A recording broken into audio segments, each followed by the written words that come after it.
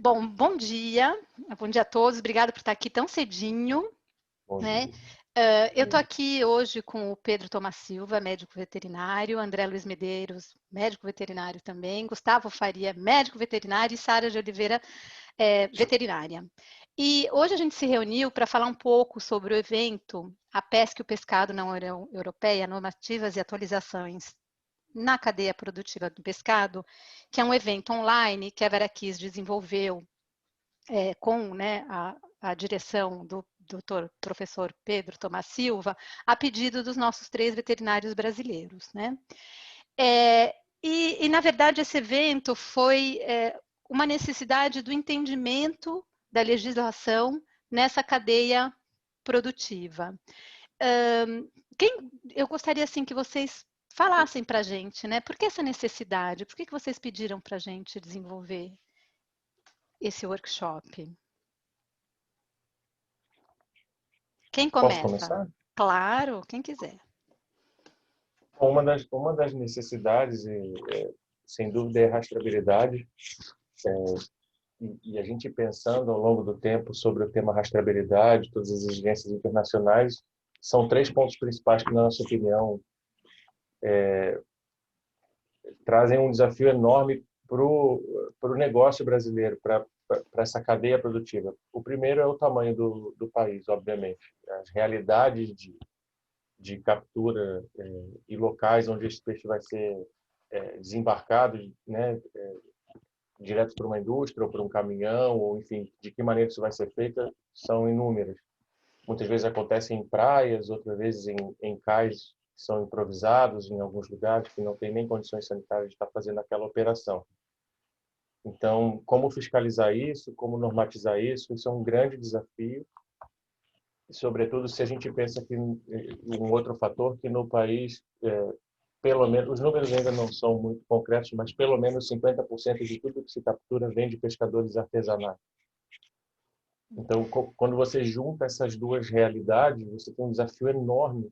Essas pessoas, às vezes, são informais, não estão emitindo nota fiscal. Então, você junta a rastreabilidade com a falta de estatística, você fica com um desafio muito grande para poder atender uma normativa, seja ela qual for. Um outro aspecto que surgiu ao longo das discussões foi a questão ambiental também. Principalmente nesse último ano, foi muito interessante como a quantidade de pescado de cada captura diminuiu. Isso faz com que você tenha muitos lotes, muito pequenos, e que há poucos anos, há 5 ou 10 anos, a gente tinha lotes muito maiores. O número de lotes num mês de trabalho era muito menor. Era muito mais fácil fazer rastreabilidade. Hoje você tem um desafio muito grande porque pulverizou muito a captura. Então, quando junta todas essas coisas, o desafio realmente é bastante grande. Gustavo, se eu entendi bem, era a necessidade, né, de ajudar vocês, né, entender todo esse caminho europeu para vocês se reorganizarem ou se organizarem para poder trabalhar com mais facilidade com a Europa, né? Antes de passar a Claro. palavra para o Pedro, eu queria só comentar que no nosso primeiro dia a gente vai falar do PAC higiene, do pacote higiene, que é um grande marco, né? Foi a lei da alimentação, Food Law, que foi colocada em prática em janeiro de 2006 aqui na Europa, e foi o resultado de todas as crises alimentares. E o que é muito importante, que eu acho que talvez seja entender, como a gente conversou, né, Pedro, agora há pouco, o mercado brasileiro mudar esse chip, entender que é um declique para entender esse mercado, que não é só ler a legislação, né?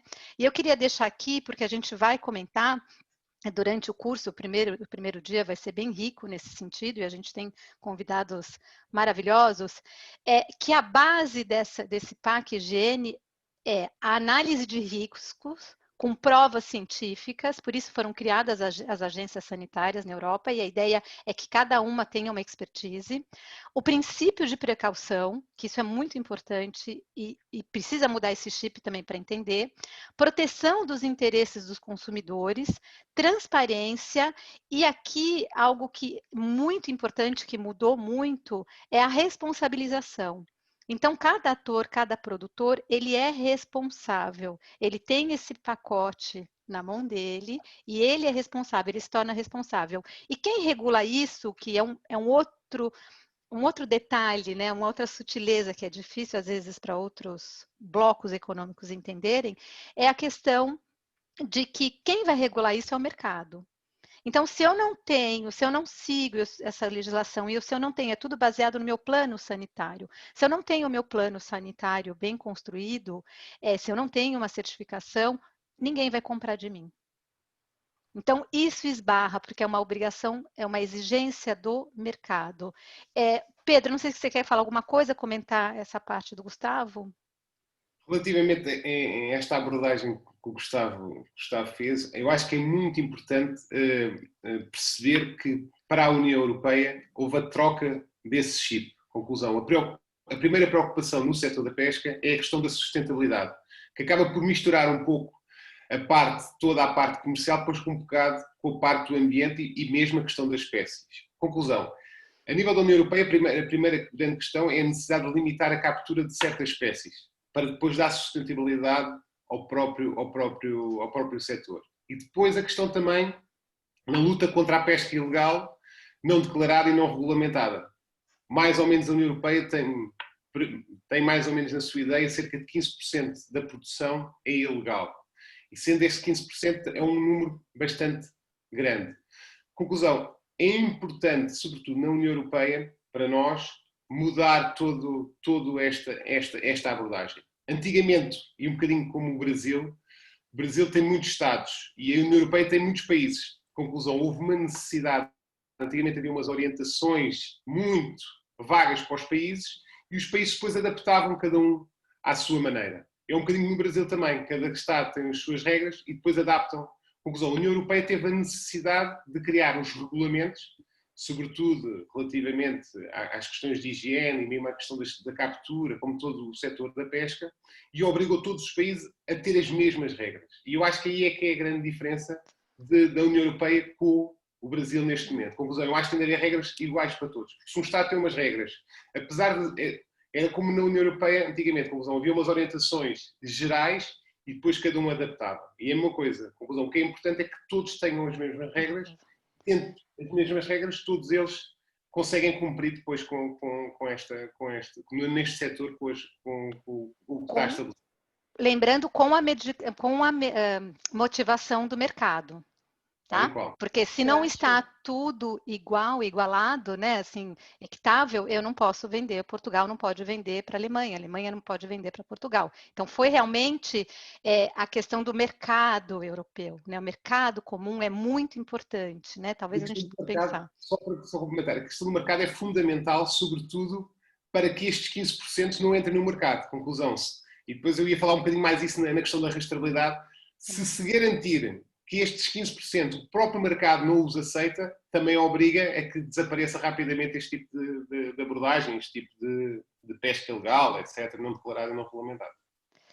Eu vou agora só aproveitar, só aproveitar para a gente mostrar o primeiro dia e acho que a gente já passa para o segundo com o seu comentário, Sara. O primeiro dia, então, a gente vai falar de legislação.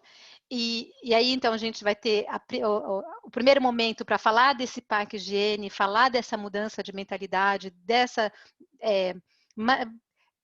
regulação do mercado, com o professor Samuel Miguel. Depois a gente tem o Pedro Nabais da ASAI, a ASAI seria a Anvisa do Brasil.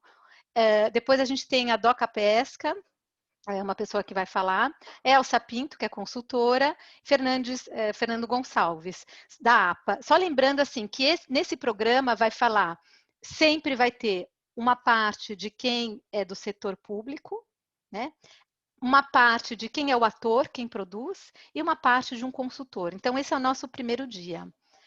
Sara, diga, qual era a sua motivação para esse programa? Sua pergunta, sua dificuldade. Bom, ainda falando desse primeiro dia, né, eu acho que uma das grandes motivações para a gente, como profissionais do Brasil, é entender como tudo isso se desdobra na prática, né? Entender como os estabelecimentos, as indústrias europeias transformam toda essa regulamentação, essas normativas na vida prática.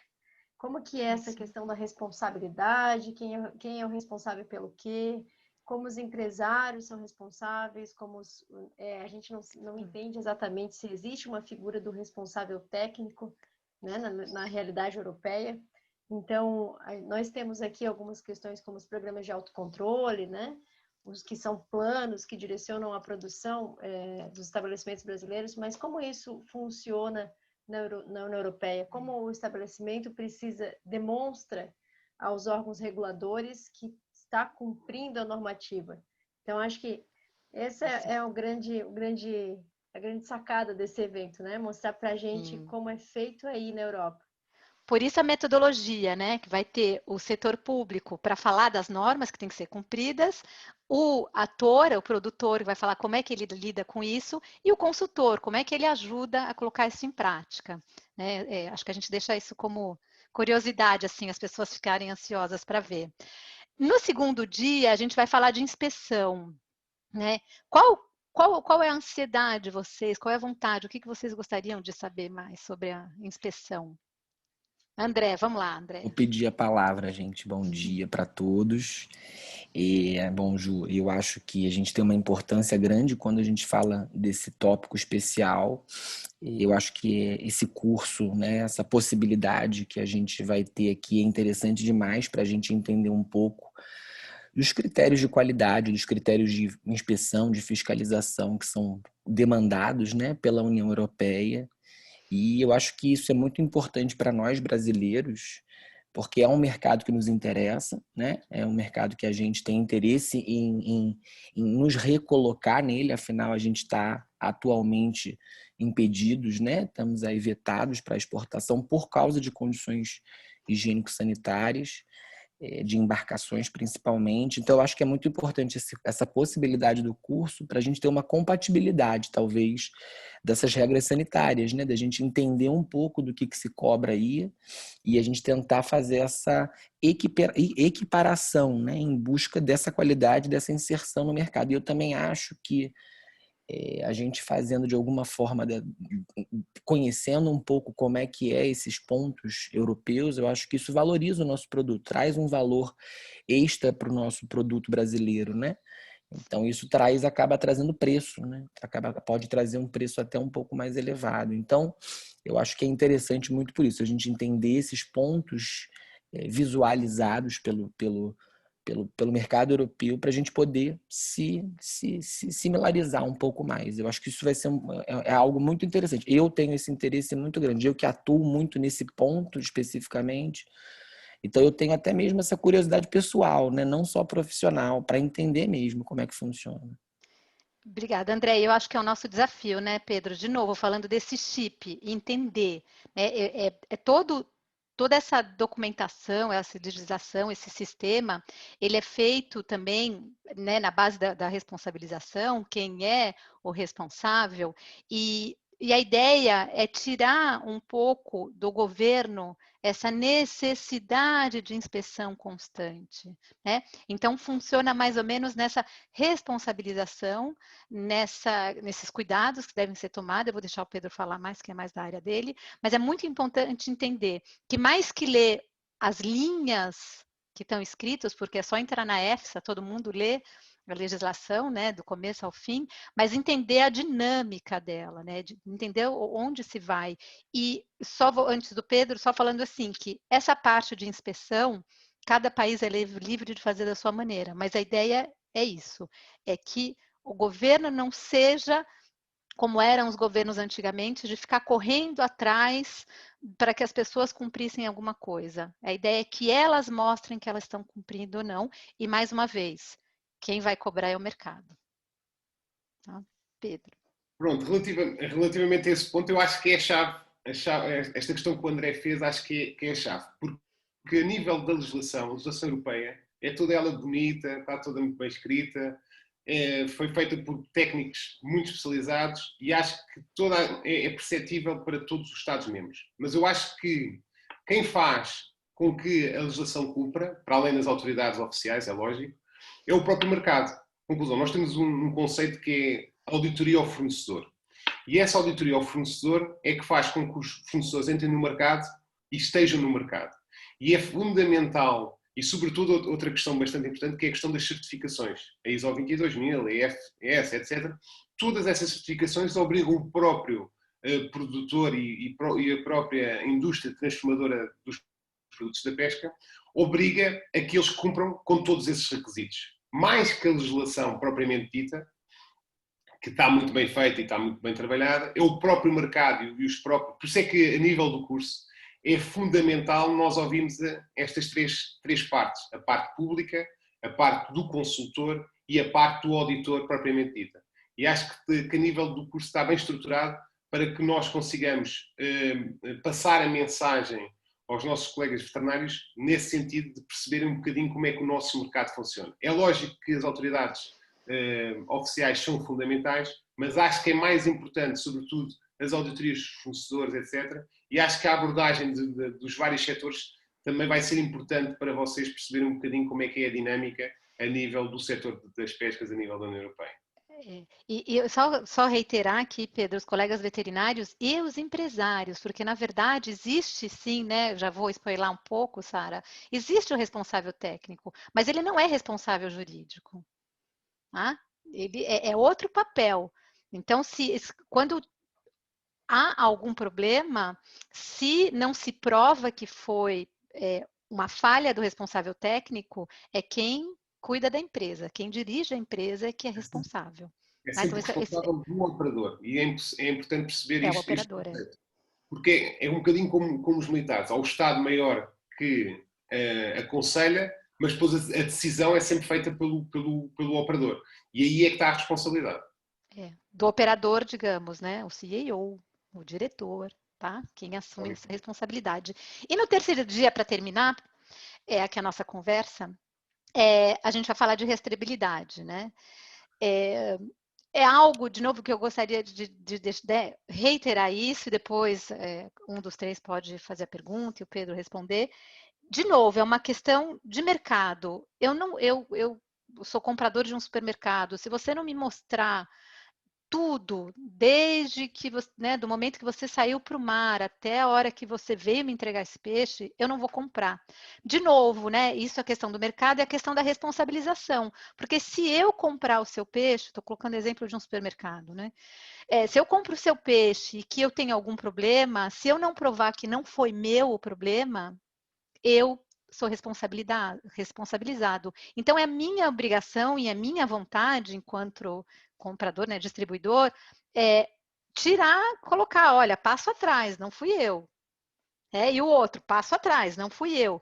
E também o passo à frente. Olha, eu entreguei para ele dessa maneira, maravilhosamente bem. Então, é um pouco, eu acho que essa motivação do mercado e da responsabilização, talvez alguém encontre uma forma mais inteligente, mas eu achei que foi uma forma muito inteligente da Europa, né? Fazer com que as pessoas, sem se sentirem obrigadas, se sintam responsabilizadas a fazer isso, né?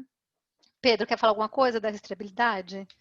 Pronto, relativamente à rastreabilidade, eu acho que, sobretudo, a rastreabilidade, como o próprio nome diz, é seguir o rastro do produto da origem até ao consumidor. E, sobretudo, esta questão da rastreabilidade é para o consumidor. É o controle de toda a informação para chegar ao consumidor. Conclusão, dentro desta cadeia, neste caso da água até ao consumidor, tem de, obrigatoriamente, do consumidor ter a capacidade de saber todo o seu rastro. Conclusão, tem de saber de onde é que ele veio, qual é que foram as empresas de descarga, lavagem, calibragem, do que seja, da transformação do pescado, tem de saber todos esses pontos. E a nível da União Europeia, o que obriga é que o operador tem que fazer prova da proveniência imediatamente anterior. Isto é, todos os operadores por onde passa o pescado, obrigatoriamente têm que saber a origem proveniente anterior. E isso obriga ao quê? Que se houver algum problema no produto, seja quando chega ao consumidor, ou seja, noutro sítio qualquer, existe a capacidade de perceber quem é que anteriormente. E anteriormente, se o operador não conseguir provar de onde é que veio o produto, a responsabilidade fica logo naquele operador. E é fundamental perceber esta dinâmica da rastreabilidade, sobretudo porque, conseguindo perceber toda esta questão da rastreabilidade, vai-se perceber todos os pontos onde o produto passou. E é fundamental para que o setor da pesca dê a tal transparência, a tal credibilidade, o tal princípio da precaução, etc., que garanta depois que, no final, o que interessa é o quê? O consumidor ter um produto seguro. E é o fundamental de toda esta dinâmica que nós estamos aqui a falar, é produtos seguros e garantir que o sistema consiga garantir esses produtos seguros. Basicamente, a responsabilidade é um bocadinho por aí. Né, reiterando, quando um produtor ele assina, ele abre a sua área de produção, ele se compromete com o Estado a oferecer um alimento seguro. E dali não tem como fugir. Tá? E aí toda a questão, né, reiterando, vai em cima do mercado. Vocês querem falar alguma coisa? Eu queria fazer um comentário. A oportunidade que a gente vai ter de discutir isso mais a fundo me parece fundamental, porque tem uma diferença gritante, que é o Brasil tem uma única legislação que se aplica para o país inteiro. E como a gente vai adaptar isso, eu acho que essa discussão que a gente vai ter vai ajudar muito, porque como o Pedro falou, já a legislação europeia a gente lê e fala, é de fácil leitura, você consegue compreender o objetivo que a legislação está colocando ali. Só que aí cada Estado-membro foi criar os seus mecanismos para atender às suas particularidades. E no Brasil a gente não tem isso. A gente tem uma única legislação federal. Se você quer exportar, você tem que seguir aquela legislação federal. Esteja você na Ilha do Marajó, esteja você no Rio Grande do Sul, que são realidades completamente diferentes. Então, essa discussão vai nos ajudar a adaptar as nossas realidades nos diferentes lugares do Brasil para atender os requisitos mínimos de rastreabilidade, enfim. Inclusive, né, como a Sara falou de pesca artesanal, isso também entra, tá? E existem adaptações dessa legislação para eles, mas eles têm que entrar também, porque senão depois ninguém compra. Eu quero um peixe artesanal, mas de onde veio, quando foi pescado, onde foi pescado, sem contar, né, a questão da rastreabilidade hoje, só um adendo, ela entra muito como o Pedro falou, né, na sustentabilidade, na preocupação do público final com as questões éticas da pesca, etc. Então é muito importante, e tudo isso hoje a ideia é que isso fique aberto ao público, né, e por meio de blockchain. Então eu comprei o peixe no Carrefour, eu sei tudo o que aconteceu, direito do consumidor. Mais uma vez, essa parte do direito do consumidor também é bem forte, né, Pedro? Sem dúvida. Eu acho que a questão do consumidor é sobretudo, a tal transparência de todo o processo até chegar ao consumidor. E isso é que depois obriga todo, e cada vez nós temos, ainda bem que é assim, consumidores mais exigentes, que obrigam depois, muitas vezes, quando há dúvidas, vão lá ao retalho e perguntam, mas este peixe veio de onde? Está mal rotulado. Começamos a ter também um bocadinho de literacia nesta questão das rotulagens, etc., e sobretudo na questão da segurança dos alimentos. Maravilha. Gente, maravilha. Então, lembrando, obrigada. Eu passaria mais tempo aqui falando com vocês, porque tem uma delícia. Fala. Pode dar uma ideia? Não, que eu ia te falar só para você passar os outros dias. Vou passar agora, era isso mesmo. Então tá bom. Então tá bom.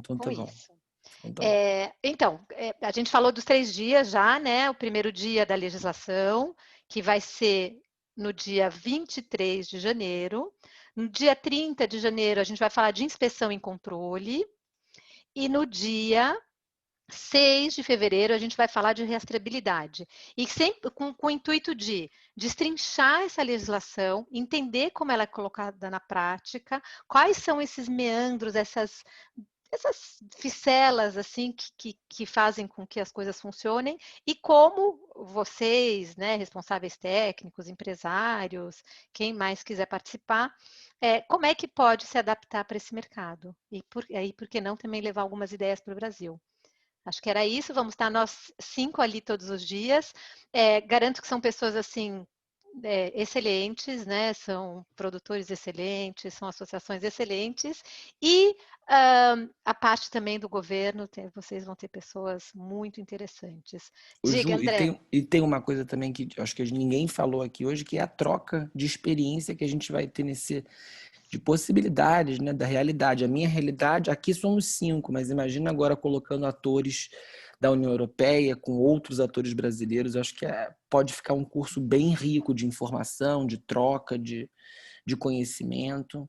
Então, todo Principalmente, mundo... André, porque são turmas pequenas, né? É uma turma pequena, Exato. então vai ter muita troca, assim, muita possibilidade, né? Uma De equipe que vai... conversa, né? Direcionada. É Exato. isso que eu acho também que é muito interessante. A ideia é que seja uma consultoria coletiva, que vocês tenham tempo de Sim, falar com os 6 ou 7 ou 8 profissionais europeus que vão estar, que né, vão cada estar dia com a junto. gente. E a Pedro, ideia é você. sempre, no final, discussão, 30 minutos, para sobretudo aquelas dúvidas que estão ali no momento serem logo resolvidas. E para além disso, também ficam sempre os contactos para qualquer dúvida, mesmo a nível setorial ou específica numa área ou outra. Eu acho que também é uma boa abordagem no sentido também de conseguirem também ver outros campos, depois mais à tarde, através de um e-mail ou qualquer coisa, consiga-se perceber o que é que nós fazemos e o que é que vocês fazem. Acho que é importante por aí.